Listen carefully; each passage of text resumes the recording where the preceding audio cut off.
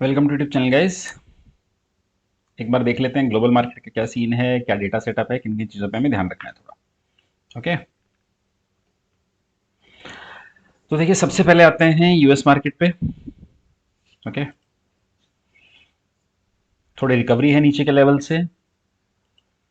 Nasdaq में भी recovery है, लेकिन हमारा मार्केट आज काफ़ी अच्छा रिकवर करके गया है, तो ये सब कुछ फैक्टर इन करके गया है। कोई ऐसा कोई बहुत ज़्यादा ऊपर नीचे वाली सीन करके गया नहीं है कि मतलब ऐसी कुछ रैली बची हुई है।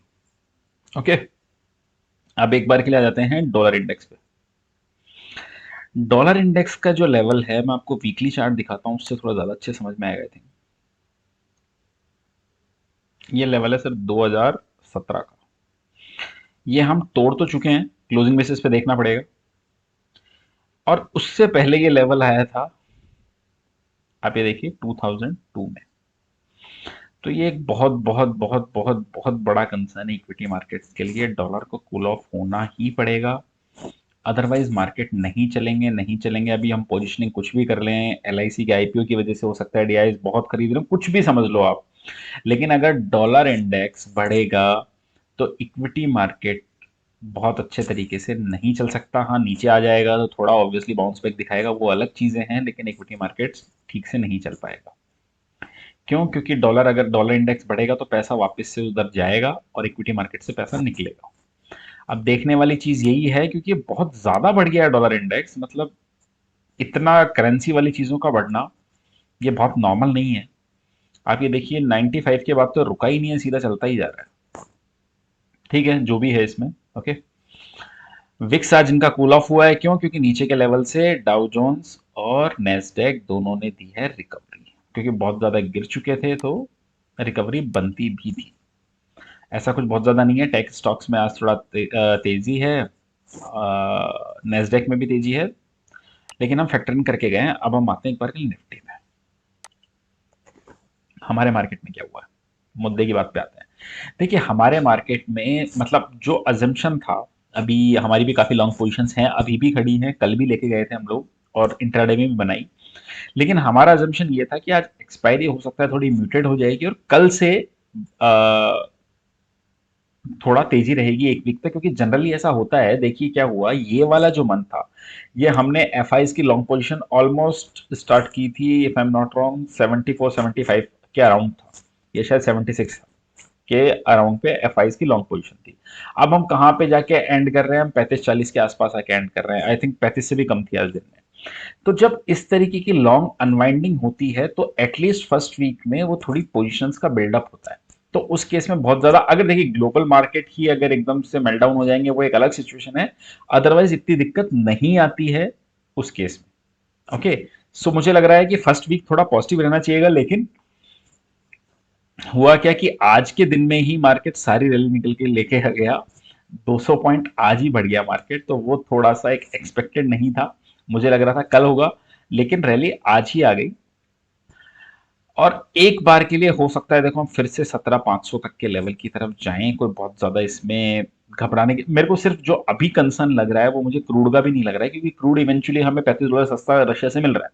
ओके, मुझे जो ज्यादा दिक्कत लग रही है वो डॉलर इंडेक्स की लग रही है। अगर डॉलर इंडेक्स कूल ऑफ होता है तो मुझे लगता है हम इजीली यहाँ पे, और होना चाहिए, डॉलर यहाँ पे कूल ऑफ होना चाहिए, बहुत ज्यादा हो गया है। तो 17,500, बहुत ज्यादा तेजी की बात मैं नहीं कर रहा हूँ, हाँ एक बार के लिए ऊपर का लेवल यहाँ तक देखने को मिल सकता है। ये बात हो गई हमारी मार्केट की। और फिर फेड की मीटिंग भी है, सारी चीजें हैं, तो डायरेक्शन आ सकता है, ऐसी कोई बहुत बड़ी चीज नहीं है उसमें। ओके, अब एक बार के लिए आ जाइए, ये रहा निफ्टी का लेवल। अब निफ्टी पे देखिए जो आपका स्टॉप लॉस है वो साफ रहेगा 16,950 ऑन क्लोजिंग बेसिस। अगर उससे नीचे पे क्लोज कर गए तो 16,800 तो तय है, और जहां तक है फिर हम उसको भी तोड़ देंगे। तो 16,950 ऑन क्लोजिंग बेसिस आपका एसएल होना चाहिए। बैंक निफ्टी देखिए 2 1 दिन से क्या हो रहा है कि निफ्टी को थोड़ा अंडर परफॉर्म कर रहा है, लेकिन चार्ट बुलिश है। कोई बड़ी बात नहीं, एक बार के लिए 37,000 37,400 500 के लेवल भी टच करता हुआ दिखे तो इसमें भी आप लोगों को ध्यान रखना है। और ध्यान किस चीज का रखना है, नीचे की तरफ में अगर 35,900 के नीचे की क्लोजिंग दे देगा तो यहाँ पे भी दिक्कत है। ओके, अब एक बार के लिए देखिए डेटा में ऐसा कुछ बहुत ज्यादा है नहीं, क्योंकि डेटा में आप एक ये चीज समझ के चलिए कि आज एक्सपायरी थी, तो ज़्यादा कुछ है नहीं, सीधे स्टॉक पे आते हैं। अब जिस स्टॉक पे मुझे लगता है बात करनी चाहिए, अब यहाँ पे बैंक निफ्टी खुला रहने दीजिए, यहाँ पे आई थिंक मैंने जब स्टडी किया तो खोला हुआ था, मैं यहाँ इंडसइंड बैंक खोल के देता हूँ आपको। ओके, आप एक कंपैरिजन देखिए इसमें, लास्ट मंथ में क्या हुआ था, वही फर्स्ट 2 दिन पे बैंक निफ्टी बढ़ा, यहाँ पे बैंक निफ्टी का चार्ट है। ओके, और उसके बाद में बैंक निफ्टी पूरे महीने गिरा। ओके, इंडसइंड बैंक भी बढ़ता है उन्हीं 2 दिनों में, लेकिन पूरे महीने एक बहुत अच्छे वाला कंसोलिडेशन करता है। मुझे लगता है कि अगर रिजल्ट थोड़े भी ठीक आए, इसके मार्केट एक्सपेक्टेशन को अगर रिजल्ट्स ने बीट किया, तो आप ये समझ के चलिए, क्योंकि इस स्टॉक ने बहुत ज्यादा अंडर परफॉर्म किया है मार्केट को। आप ये देखिए, कोविड के हाई को ही नहीं निकाल पाया अभी तो। ओके, सो अगर इसके रिजल्ट ठीक आए, तो मुझे लगता है सीधा 1050 के लेवल की तरफ बढ़ेगा। इस स्टॉक पे आपको ध्यान रखना चाहिए।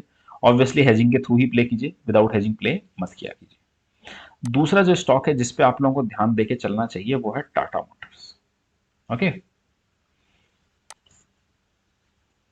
देखिए टाटा मोटर में क्या हो रहा है, आप सारे ऑटो स्टॉक उठाइए, सारे ऑटो स्टॉक बहुत अच्छा ब्रेकआउट दे रखे हैं, बहुत अच्छा चल रहे हैं। टाटा मोटर नहीं चल रहा है, किस वजह से नहीं चल रहा है? एक तो यूरोप में जो क्राइसिस चल रहे हैं वो सबको पता है। दूसरा क्या हो रहा है, चाइना में लॉकडाउन का सिचुएशन है, तो चाइना भी बहुत बड़ा मार्केट है इनके जेआरआर के लिए। तो टाटा मोटर बहुत म्यूटेड है, जबकि प्रॉब्लम्स जो ऑटो सेक्टर की प्रॉब्लम पिछले इतने सालों से चल रही थी, वो सॉर्ट आउट होती हुई दिख रही है। ओके, सो पिछले जो क्वार्टर्स की प्रॉब्लम थी वो सॉर्ट आउट होती हुई दिख रही है, और टाटा मोटर्स मुझे लगता है बहुत म्यूटेड परफॉर्मेंस दी है इसने बाकियों की कंपैरेटिवली। एक लेवल आपको निकाल के रखना चाहिए, मुझे लगता है 450 तो आना ही चाहिए इस पे। 450 का लेवल तो आना ही चाहिए, 435 पे क्लोज हुआ है। और अगर एक बार के लिए 450 के ऊपर की क्लोजिंग देता है, तो मुझे लगता है एक बार के लिए 475 के पास जो एक गैप है, हो सकता है फिल करने की कोशिश करें, तो ध्यान रखना चाहिए इस स्टॉक पे भी। ओके, हेज के थ्रू पोजीशन बनाइए। मुझे लगता है इस वीक के फर्स्ट जो वीक है वो तो पॉजिटिव रहना चाहिए, उसके बाद देखना पड़ेगा फेड कैसी कमेंट्री देता है, क्या रहता है। आई होप आप सब लोगों को वीडियो अच्छा लगा होगा, अच्छा लगा तो लाइक कमेंट शेयर कर दीजिए। Thank you for watching.